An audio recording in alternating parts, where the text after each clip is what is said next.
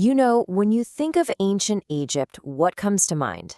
Pyramids, right? The Sphinx, all of it baking in the desert sun. But what if I told you the real story, the origin of the pharaohs, doesn't start in the sand at all? We're about to go back thousands of years to uncover the secret beginning of this amazing civilization, to a time and a place that looks nothing like the Egypt you know. So let's just start with this wild idea. What if the land we now call the Sahara Desert wasn't a desert? What if it was a sprawling green savanna, just teeming with life? It sounds kind of crazy, I know, but trust me, this is the absolute key to understanding how Egypt became Egypt. All right, so our story kicks off in a period that scientists call the Green Sahara phase. We are winding the clock way, way back to a time when North Africa was a completely different world. I mean, just look at this contrast. It's night and day, right? On one side, you have the Sahara of today, just endless sand. But on the other, you have the world around 10,000 BC, a huge green savanna, crisscrossed by rivers, dotted with lakes, and filled with all kinds of wildlife. This was no barren wasteland. This was basically a hunter-gatherer's paradise. And who was living here? Well, you had these small nomadic tribes of hunter-gatherers. Now, these weren't Egyptians yet, not by a long shot. They were survivors, constantly on the move, spread out all across this vast green landscape. To them, the whole region was home. And the Nile River, it was just one river among many. It wasn't anything special, at least not yet. But, as you can probably guess, this green paradise, well, it wasn't going to last. The world was changing. And this change marks the single most important turning point in the origin of Egypt. The moment their entire world just began to vanish. Now, this change wasn't sudden. It was a slow, creeping catastrophe. Starting around 10,000 BCE, the climate started to warm up. And over thousands of years, the rains just came less and less often until they almost stopped entirely. The lakes dried up, the rivers disappeared, and that lush green savanna slowly but surely turned into the massive desert we know today. Can you imagine that? Literally watching your world die around you. The plants shrivel up, the animals you hunt leave, and the water sources you've relied on for generations just turn to dust. This wasn't just some environmental shift. For the people living there, it was an absolute crisis that sparked a desperate, massive migration for survival. So, with their world collapsing, where could these people possibly go? There was really only one answer. And this leads us to the next chapter, the Great Migration, and what the ancient historian Herodotus would one day call the gift of the Nile. And this, right here, is the turning point. As the rest of their world was turning to sand, the Nile went from being just a river to being the only river. It was the last lifeline in a dying land.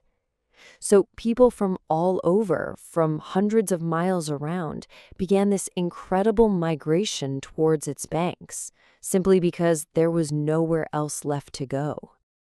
So what was the Nile's secret? What made it so special? Well, it comes down to one word: silt. Every single year, the river would flood its banks, and when the floodwaters pulled back, they left behind this thick layer of black, incredibly fertile mud. This silt was like a perfect natural fertilizer, creating this narrow ribbon of life right through the middle of a desert. So you've got this massive concentration of people all crowded along a single, super fertile riverbank, all forced there by climate change. And this situation sparks one of the biggest revolutions in all of human history. They couldn't just keep wandering and hunting anymore. They had to learn how to settle down and grow their own food. And this massive shift has a name. It's called the Neolithic Revolution. And you gotta understand, this is one of the most important moments in our story as a species. It's when we went from chasing our food to growing it. It's when we stopped wandering and started building permanent communities. And for the people of the Nile, this revolution wasn't really a choice. It was a necessity, born from the drying of the Sahara. So how do you actually build a village from scratch? Well, first, you start planting crops like wheat and barley in that amazing silt. Then you start to domesticate animals, like goats and cattle. You use the mud and reeds from the river itself to build permanent homes. And, maybe most importantly, you figure out how to store your extra grain, making sure you have food all year round. And what happens when you do all that? The result was completely transformative. For the very first time, you have a surplus of food. And with a stable food supply, guess what? The population explodes. It starts to grow. And because you have to stay put to take care of your crops, that old nomadic lifestyle, it just disappears. People put down roots, literally. And the villages just get bigger and bigger. Now here's where things get really cool. When you no longer have to spend every single waking moment of your day just looking for your next meal, something incredible happens. You have time. Time to think, to create, to organize, and that is how you go from a simple collection of villages to a complex society. And we can actually see this evolution happening in the archaeological record. We start to see these distinct cultures pop up over time, like the Badarian culture, which was known for its beautiful pottery, and then later, the Naqada periods. Each one of these phases on the timeline represents another leap forward, showing a society that's getting more organized, more advanced, and way more complex. The evidence is just everywhere you look. Pottery stops being just functional, it becomes art. People start wearing personal jewelry made from stone and bone. Trade networks spring up along the Nile, which is now basically a superhighway for reed boats. And this is critical. We start to see the emergence of leaders and social classes. For the first time ever, not everyone has to be a farmer to survive. Okay, but what about their inner world? I mean, life wasn't just about farming and trade. As society got more complex, so did their spiritual beliefs. So, what did these early founders of what would become Egypt actually believe?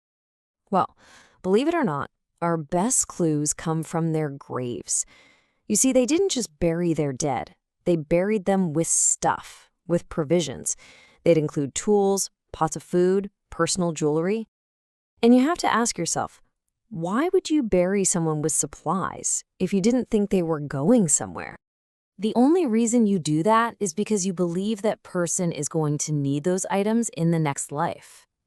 This right here, this very early burial practice, is the tiny seed of a belief in the afterlife.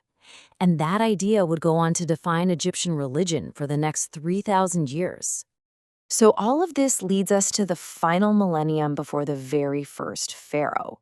The villages have grown into proto-cities, and with that growth comes more people and more competition for resources.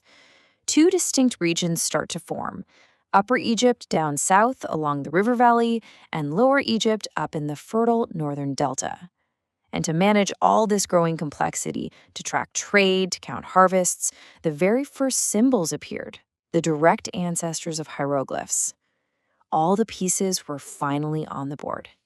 So when you trace it all back, you can see this incredible chain of cause and effect. A massive climate change created a crisis.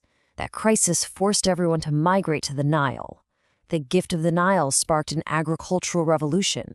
And that revolution built the entire foundation, socially, economically, and spiritually, for the legendary civilization of the pharaohs.